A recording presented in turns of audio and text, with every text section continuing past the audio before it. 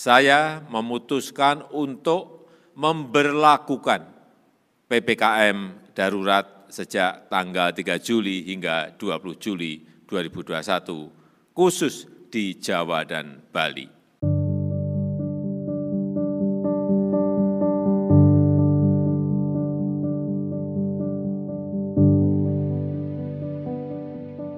Pertanggal 25 Juli 2021, tercatat sebanyak 31.681 kasus aktif COVID-19 di Provinsi DIY.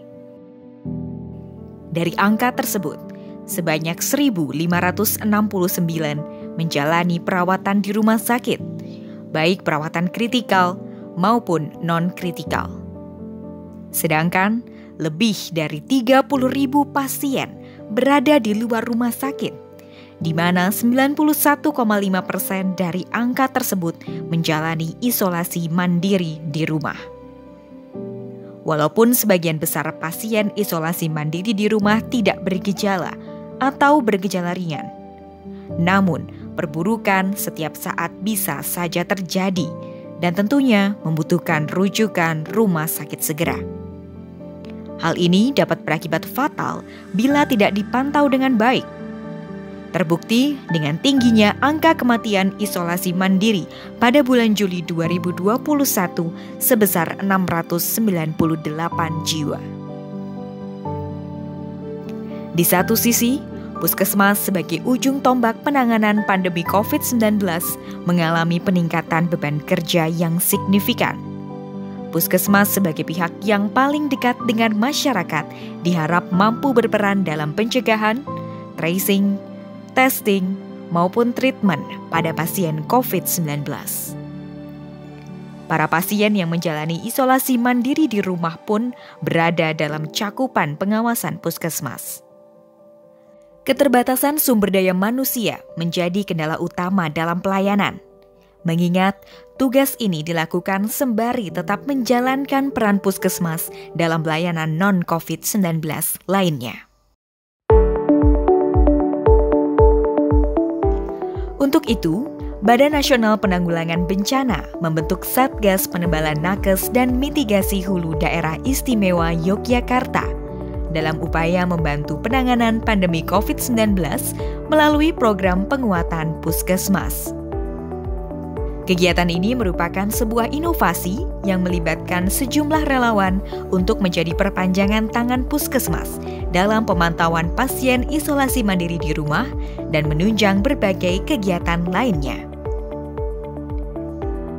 Dukungan dari berbagai pihak sangat diperlukan dalam menyukseskan program tersebut, seperti Puskesmas, relawan pemantau, shelter isolasi terpadu, dan fasilitas kesehatan rujukan.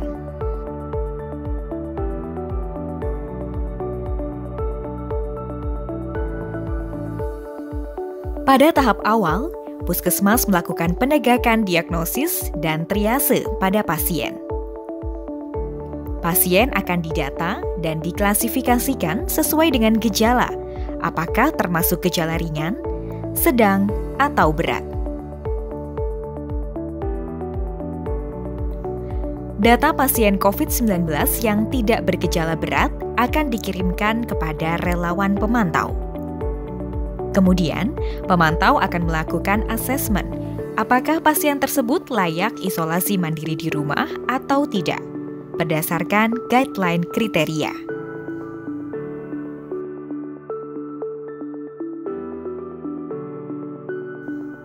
Bila dinyatakan layak oleh pemantau, pasien dipersilakan untuk melakukan isolasi mandiri di rumah. Namun, apabila pasien tidak memenuhi kriteria layak isolasi mandiri di rumah, maka pasien dihimbau untuk dirujuk ke shelter isolasi terpadu.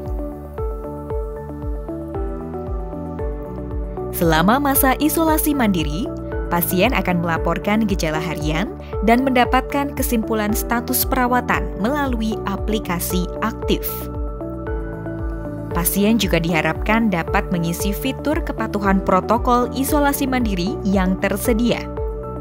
Tak hanya itu, pasien pun bisa mengakses fitur edukasi kesehatan dalam bentuk artikel maupun video di dalam aplikasi. Pada kondisi tertentu yang membutuhkan perhatian khusus, relawan pemantau akan mengunjungi pasien di rumah untuk mengajari cara mengukur tanda-tanda vital, memberikan obat-obatan, dan menyampaikan edukasi yang perlu diperhatikan. Bila pasien mengalami perburukan gejala atau tanda vital dalam kondisi tidak stabil, maka pasien atau keluarga dapat menggunakan fitur update cepat yang tersedia pada aplikasi Aktif dan otomatis terhubung dengan nomor telepon pemantau. Pemantau lalu berkoordinasi dengan puskesmas untuk mencari fasilitas kesehatan tingkat lanjutan sebagai rujukan bagi pasien.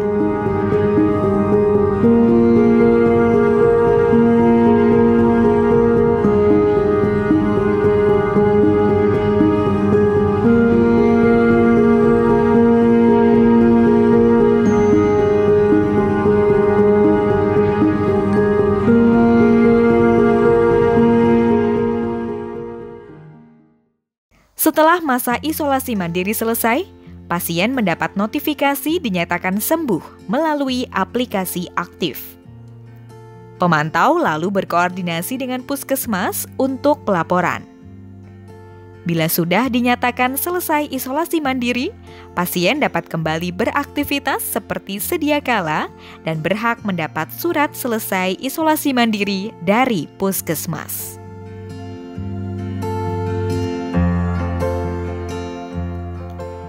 Relawan Satgas Penebalan Nakes dan Mitigasi Hulu DIY tidak hanya berperan sebagai pemantau pasien isolasi mandiri, namun juga turut serta menjalankan berbagai kegiatan dalam program penguatan puskesmas, seperti kegiatan vaksinasi, pelaksanaan screening dan testing dengan swab antigen, membantu proses input data, edukasi kepada masyarakat, serta berbagai aktivitas lainnya. Seluruh rangkaian kegiatan tersebut diharapkan dapat membantu peran puskesmas sebagai ujung tombak pencegahan dan pengendalian pandemi COVID-19 di Indonesia.